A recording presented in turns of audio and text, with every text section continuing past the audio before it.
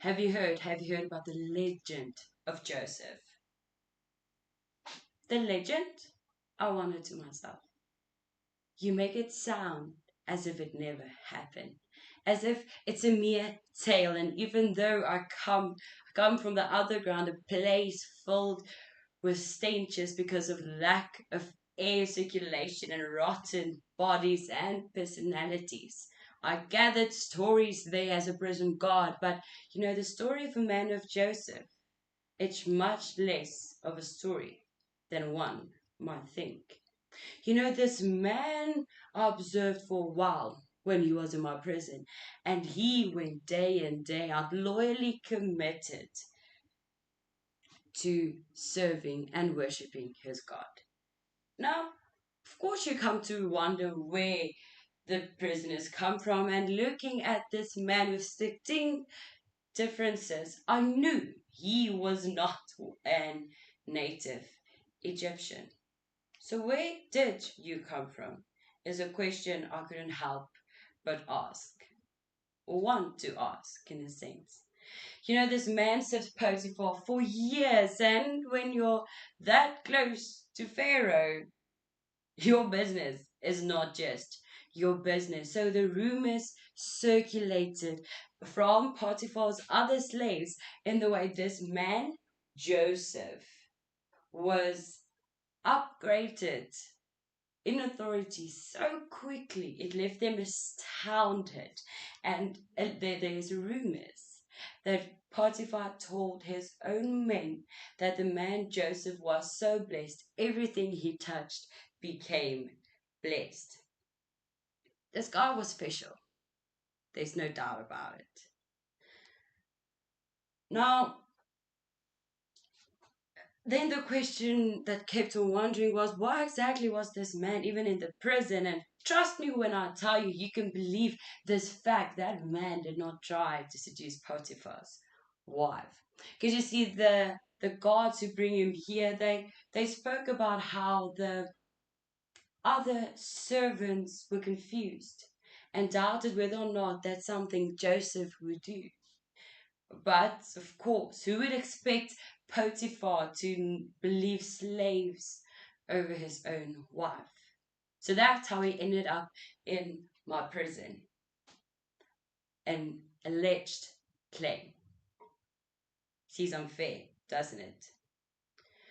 But the way Joseph handled situations was beyond compare. So of course it was just obvious to give that man authority. Because if you make my job easier, why would I complain?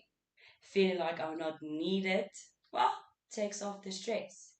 But you see, one day two new prisoners joined, and they were the cupbearer and the baker. And they seemed rather confused as to how a mere prisoner was placed over authority towards them. Why? Why was this man placed in authority? Well, for me and my fellow gods, it just made sense. This man was rumored to be so blessed. Everything he had authority over was blessed. So, of course, we proceeded to give that man more and more authority, making it less and less necessary for me to even be at work. The prison didn't need me. Joseph ran the prison.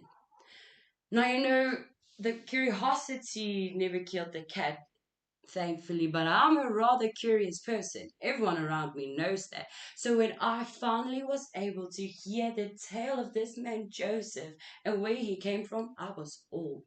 Yes, you see, this man explained to the cupbearer and the baker that he came here not really on his own wants. It wasn't his choice, was it? No. He was sold by his brothers. His cloak was taken from him. And when did this happen? It happened when Joseph followed his father's instructions to go and make sure his brothers are all right when they were working in the fields. They saw him coming and they took his cloak from him, a cloak of many colors, because he was his father's favorite. I'm not quite surprised that he was. They took his cloak, threw him in a pit, and sold him to the people who came first. Ishmaelites, he called them. And just like that, he ended up being bought by Potiphar from the Ishmaelites. Imagine that. Working at the second in command.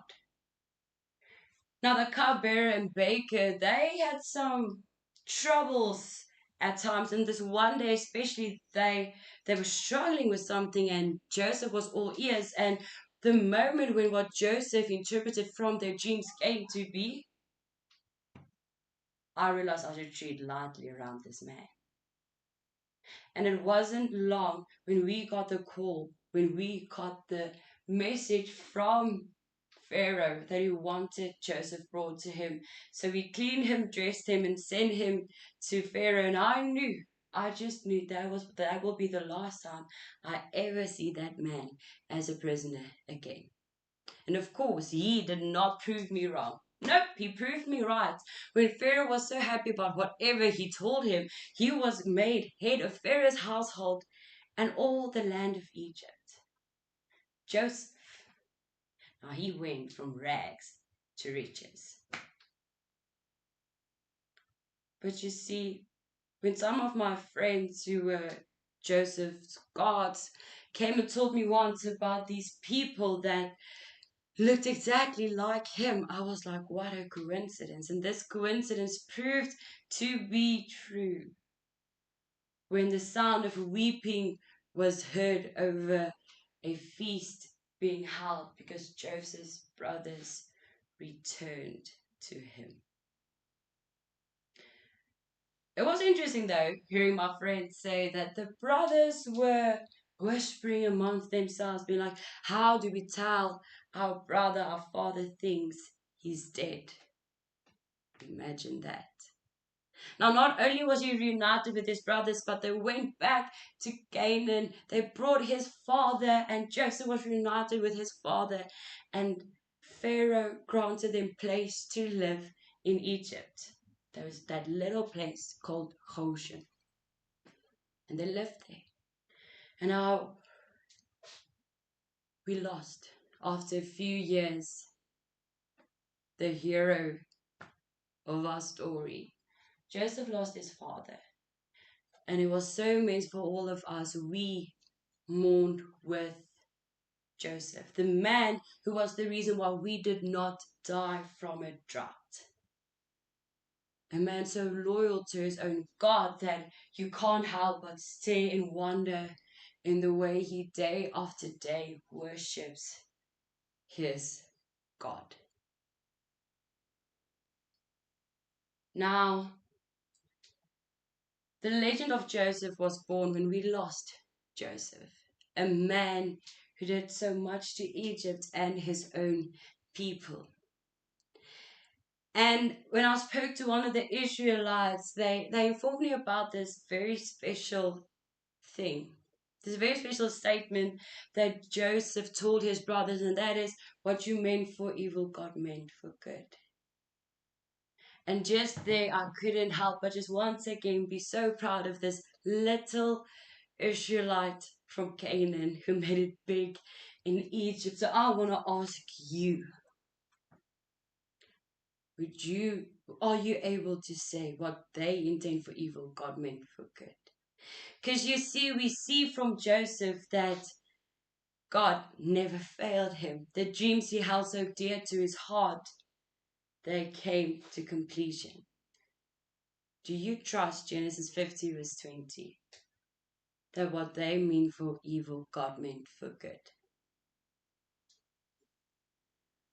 My reflection upon doing this assignment was that the more and more I read the story of Joseph, the more and more I felt part of his story.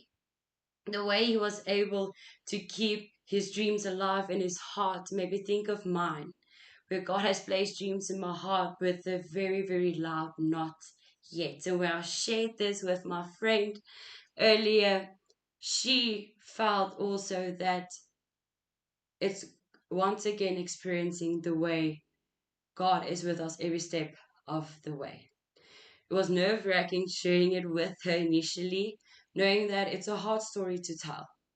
But I learned a lot, and I myself felt peace, knowing that God is always with me and my dreams will be fulfilled one day. Thank you.